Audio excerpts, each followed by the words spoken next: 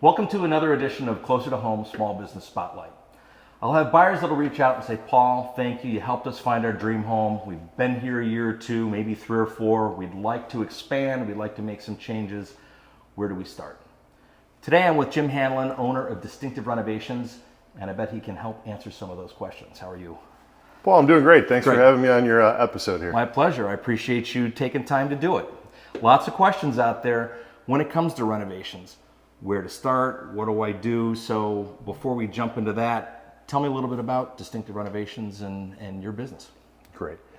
Distinctive Renovations was actually Distinctive Home Renovations out of Elk Grove.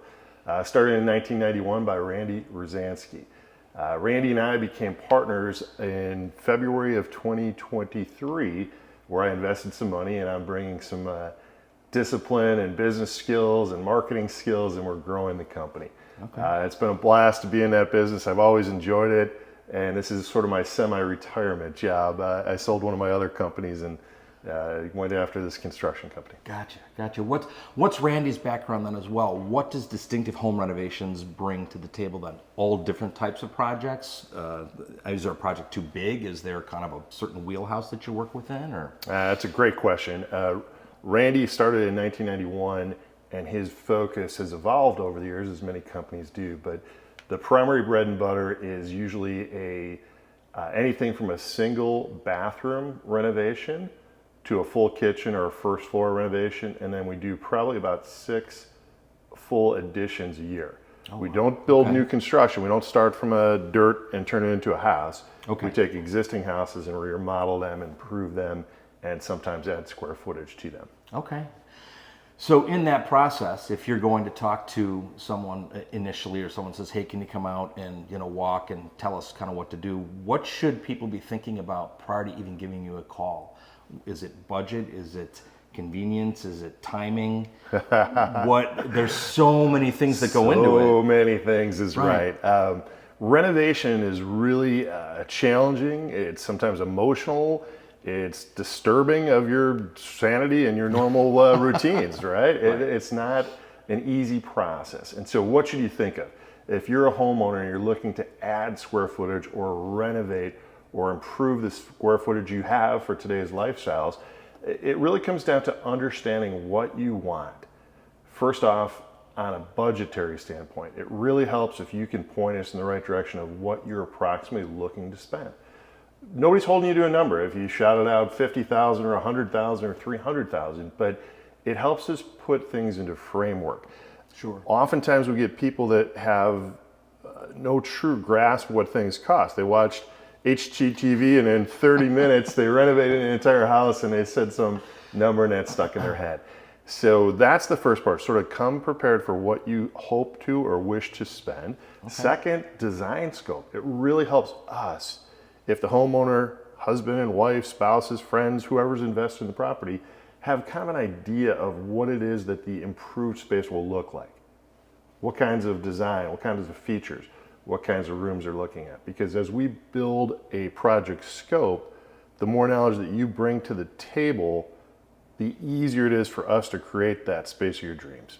And I would assume it's easier then for you to be able to come up with the questions to ask to go with that scope. So in other words, if you're dealing with a blank canvas and now they've given you some pieces, now you can go, okay, if you're thinking of this, we need to consider X, Y, and Z. Absolutely. The more clear that you have as a homeowner or a potential homeowner, we've walked houses where they're just considering buying a house, and the more ideas you have up front, the easier it is to get you through that process to what we call a preliminary budget agreement, where we can say this can be done for that, and this is the timeline, and this is the disturbances you'll have, and the challenges we may face if we have to upgrade a water service or change an electrical panel to have higher electrical service to meet the needs of that new improvements.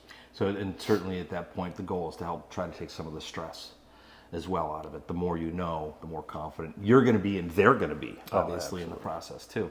Are there specific trends that you're seeing in what people are asking you to do now? Are you seeing more of a specific, let's say, it's outdoor spaces, or is it specific things with bathroom renovations? Is there something you've seen that kind of starts to pop up?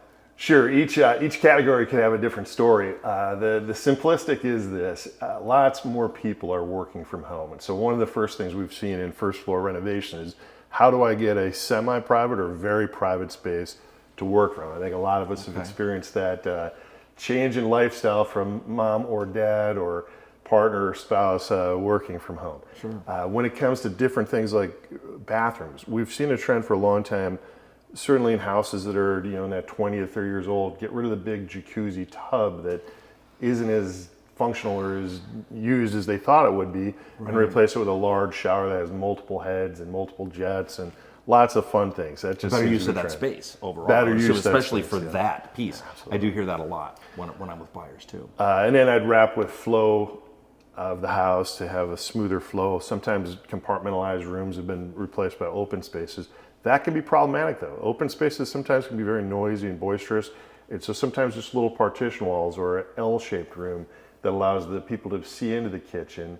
Much like we're here in my offices, we've got a little setback in this room for a kitchen. So we can do lots of wonderful things and make it really comfortable. Awesome. That's very helpful. I mean, just even having some of the basics about where to go and how to start and what to think about. So I appreciate you taking time today to kind of walk through that a little bit. So thank you very much. Absolutely. If you have additional questions about home renovations, you can reach out to Distinctive Home Renovations. I can't say that too quickly. That's going to be a trouble. But you can reach out to Jim. I will have that information in the YouTube link as well. If you have questions about real estate, about the market, about buying and selling, I'm always happy to help. And just remember, when you work with Paul, you're closer to home.